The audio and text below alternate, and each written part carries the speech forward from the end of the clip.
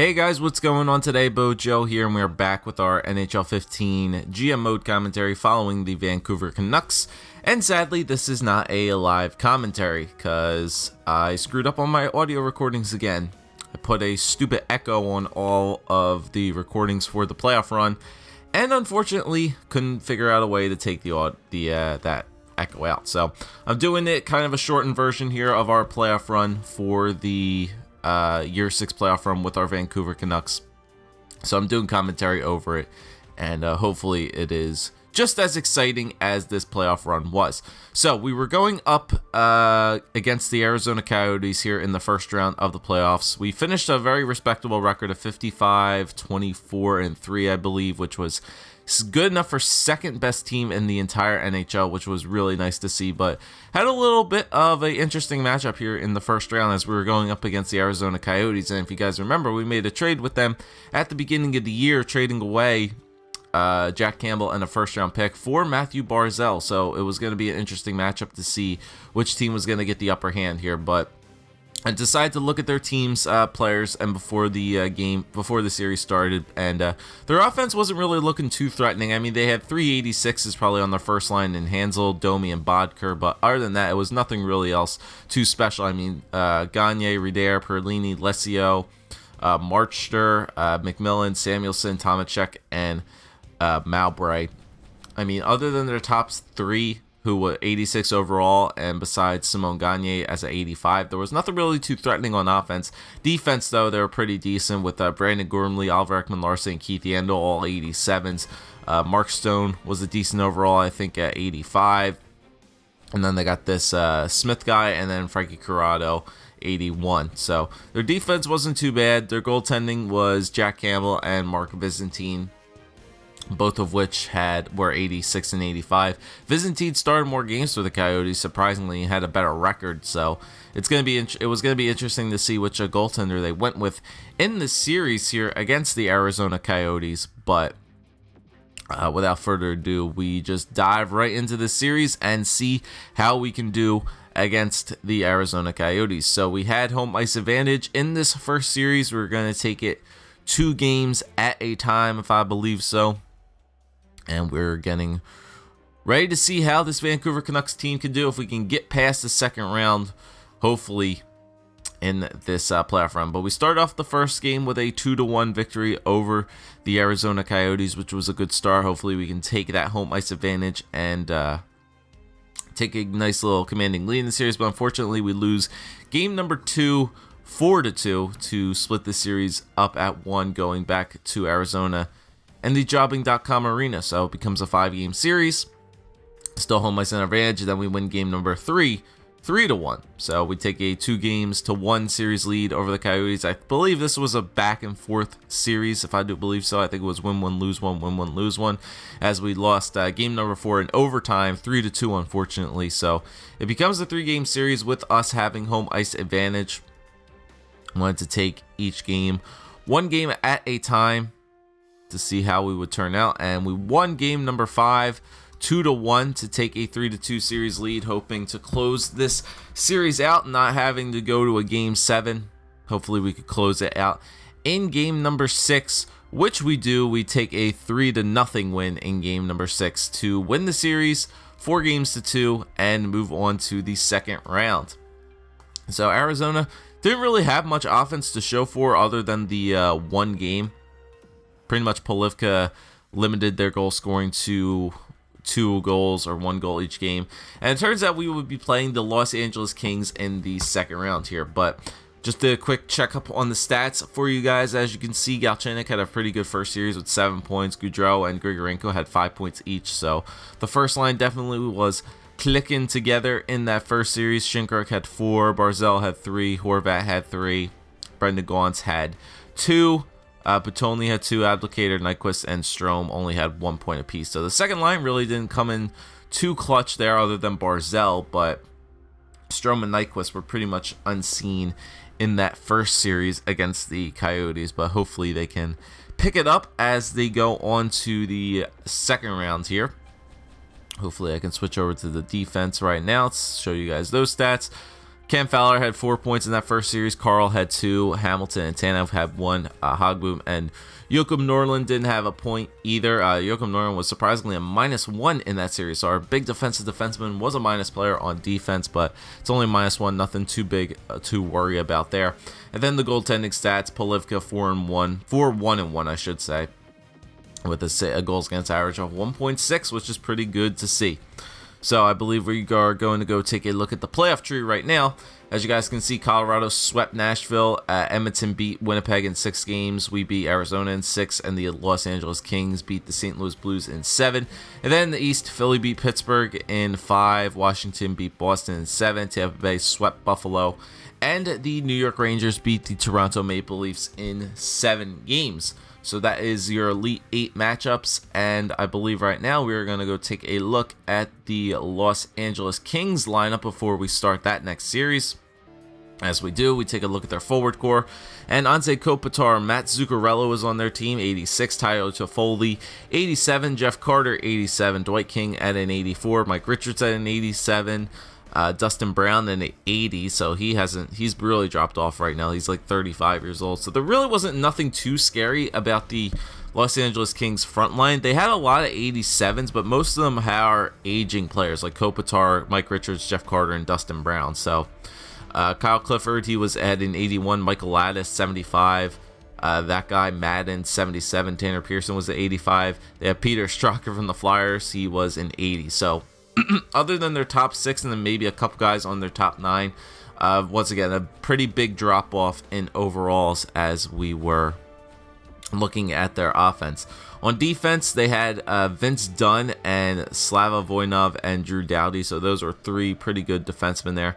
Vince Dunn, he was selected in the 2nd round in 2015. He's turned out to an 88 overall, so it was a pretty good pickup for them. Slava Voinov was 87, Drew Doughty was 92, and then Josh Carrick only a 79, Adam McQuaid 81, and then Jake Muzzin 83. So once again, they had 3 pretty good defensemen like the Arizona Coyotes, but after that, nothing really too special in their defensive core. Plus, they had a guy like McQuaid who was going to be taking a lot of penalty minutes, a 79 in Carrick who was probably on their top 6, and Jake Muzzin who was probably a decent top 4 or top 6 in this case, but nothing really too special about them. And then obviously we know who was going to be in net.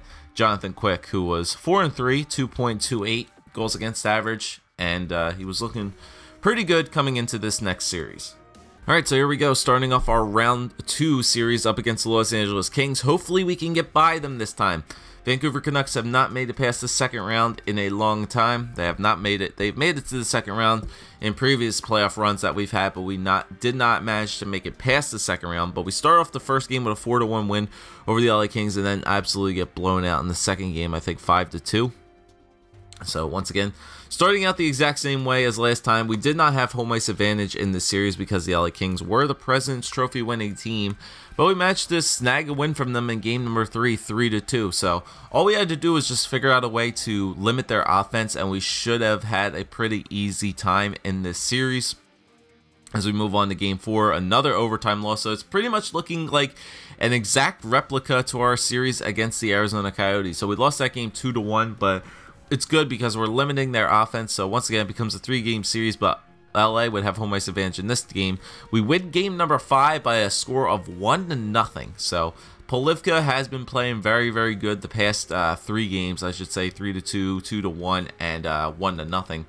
And we have a 3-2 series lead over the LA Kings. Can we close it out at home? And yes, we do, with a 2-1 victory in game number 6 to win the series, 4-2 yet again.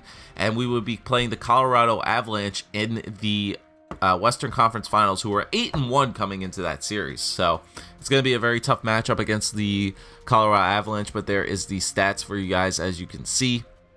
Galchenyuk didn't have a very good series that time.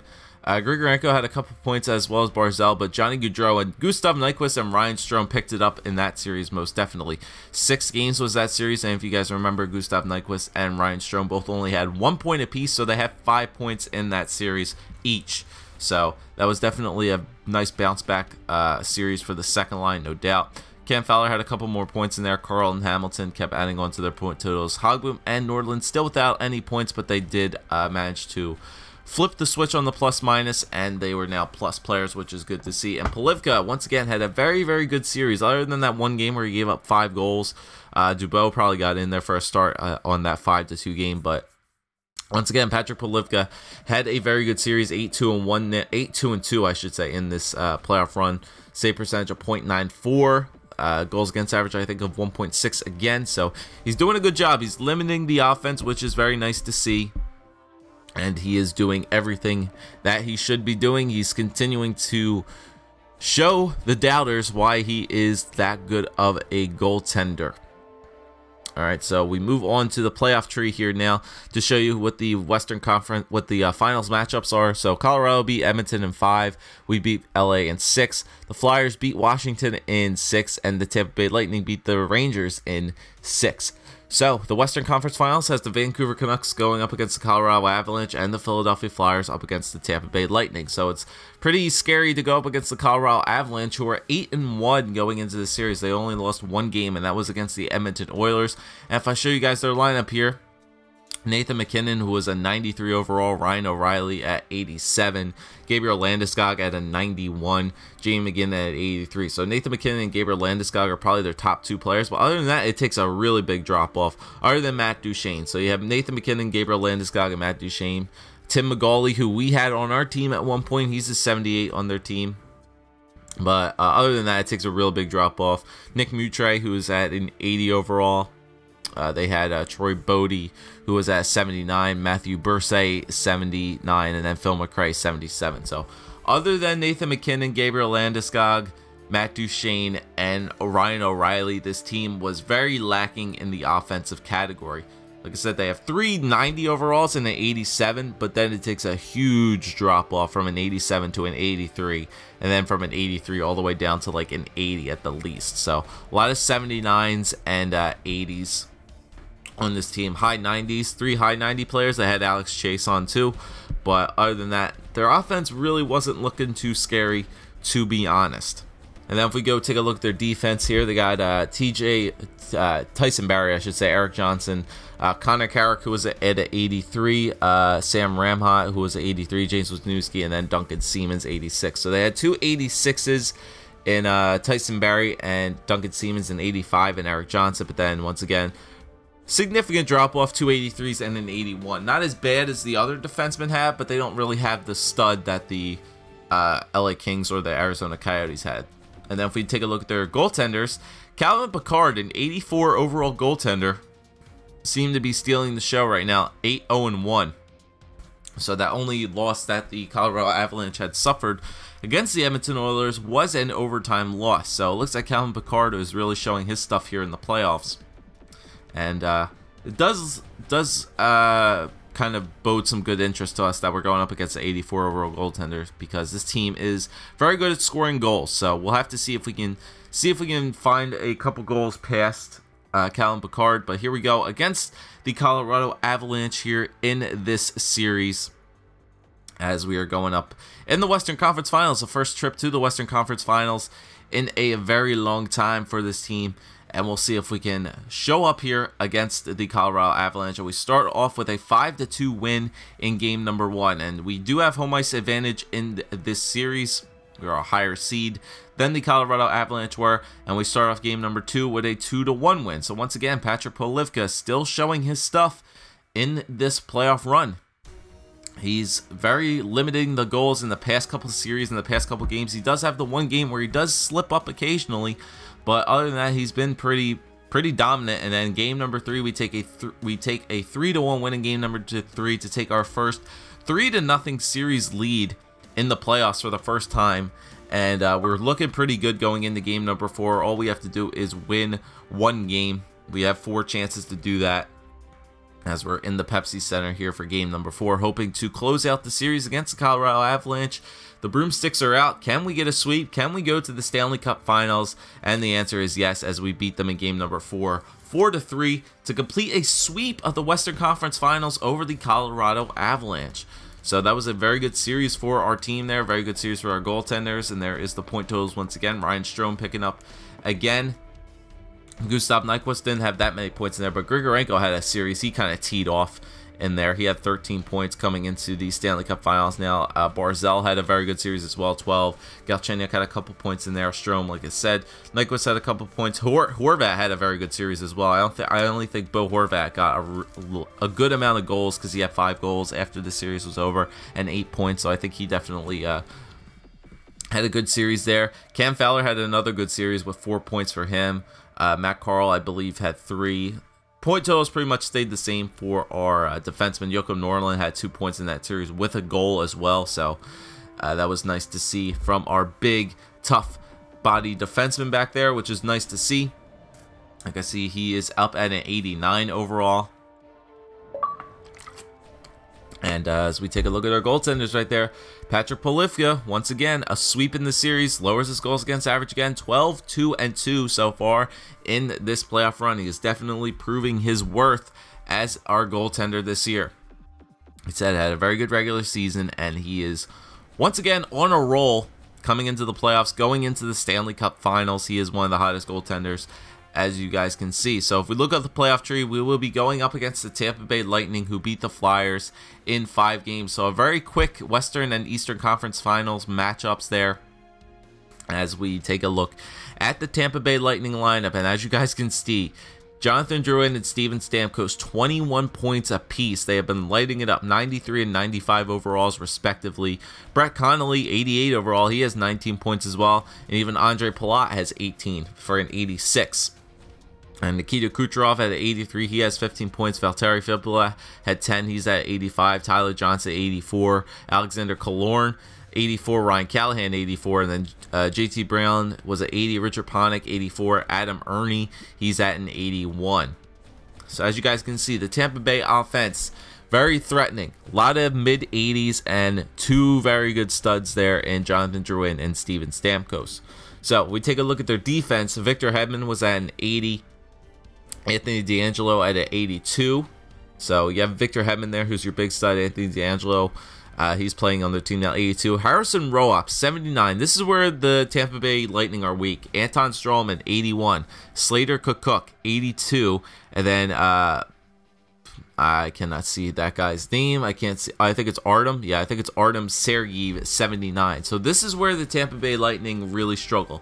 They have a stud defenseman in Victor Hedman, but other than that, their defense is extremely weak with low 80s and high 70 overalls. They have an enforcer-type defenseman in Harrison Roark, who definitely can throw the body out there, but no discipline. He's taking a lot of penalty minutes, as you guys can see. Look at the penalty minutes for Roark and Sergeyev, 27 and 20 penalty minutes respectively. So if we can capitalize on the Tampa Bay Lightning taking some penalties, we can definitely find a way to get past them in this series. But that's where they're weak. Their defense is weak, and then goaltending, obviously they have big bad Ben Bishop there, who has been honestly on a pretty decent run in the playoffs. 12-3, probably has some overtime losses in there as well, with 3 shutouts.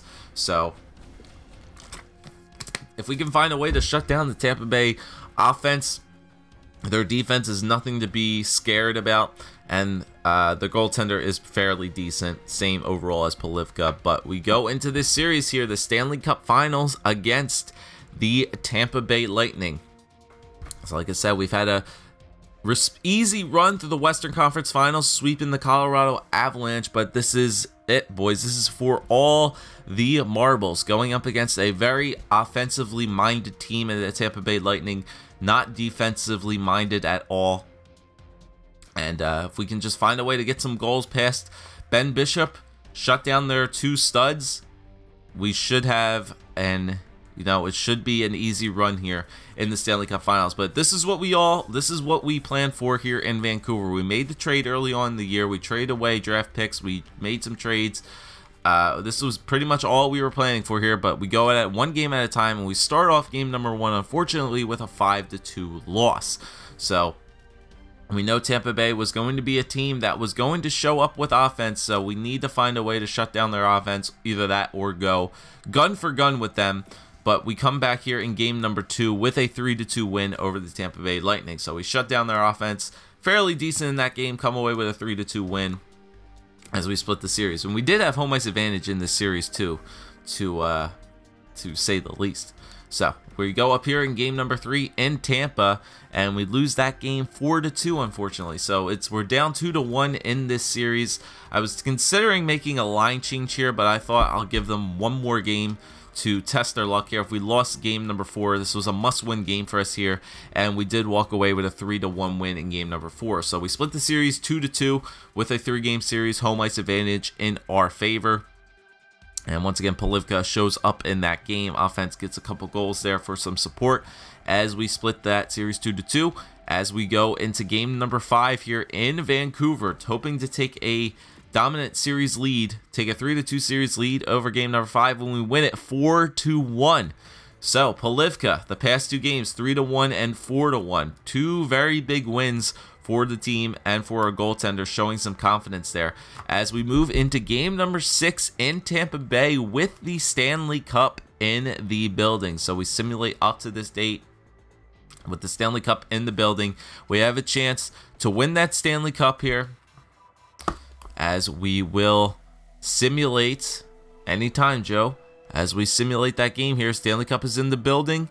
Do we have a chance to win it? We simulate up to this date. I can see it taking a long ass time for it to simulate. We get the achievement pop, Lord Stanley's mug, as we win game number 6 4-3 over the Tampa Bay Lightning. And your Vancouver Canucks in year number 6 do finally capture that Stanley Cup that we have been looking for. So there we go, boys. What a run this year. I'm fortunate that I could not save the audio for this, because it was actually a really awesome playoff run. 3 game 6s out of all the series that we played.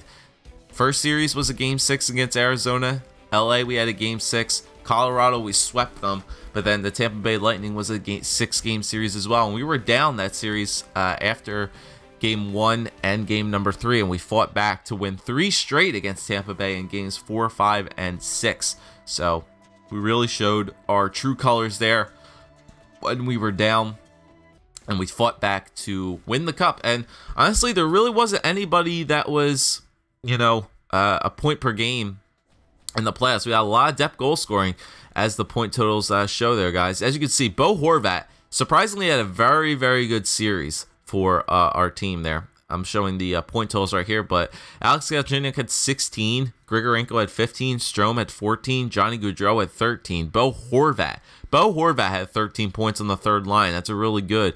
Gustav Nyquist had 12, Hunter Shinkruk had 12. So a lot of players on our first 3 lines, a lot of depth goal scoring being shown there. And then the fourth line, Applicator had 7, Brendan Gaunce had 5, and Lyndon Vey had 4. So as you guys can see there, our offense really, really had a lot of depth goal scoring. We didn't really have just the 1 or 2 players, have that point per game total, and that's perfectly fine, because that's how it was throughout the regular season. We had Alex Galchenyuk and Grigorenko close to the point per game products, but when came playoff time, everybody kind of chipped in there, and a lot of depth goal scoring was shown there. Almost every person on our top 9 was point every other game in the playoffs. So we played 22 games in the playoffs, and honestly, it was very good for our offense. Cam Fowler pretty much showed up as our only defenseman with points. 13 points for him with 11 assists, which was nice to see. I think Dougie Hamilton had 7, Tanev had 6, Matt Carl had 3, Jens Hogboom didn't have any, and Jakob Norlund, after winning the cup, we automatically send him down. But what a playoff run there for Patrick Polivka. 1.8, I think, goals against average, 16, 4, and 2 with 2 shutouts.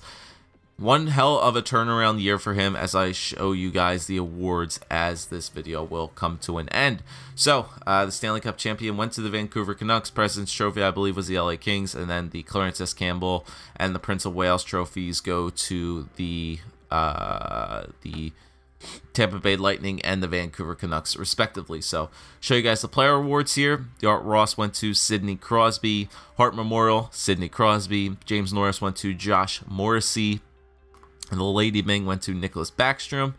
The Calder went to Jonathan Drouin. So this was Jonathan Drouin's first year in the NHL too. He jumped up from an 80 to a 90 something. That was his first year. Patrick Polivka wins the Conn Smythe, very deserving of it. 16-4-2 in the playoffs. Very good run for him. One of the best turnaround seasons that I have ever seen from a goaltender in any GM mode that I have ever played.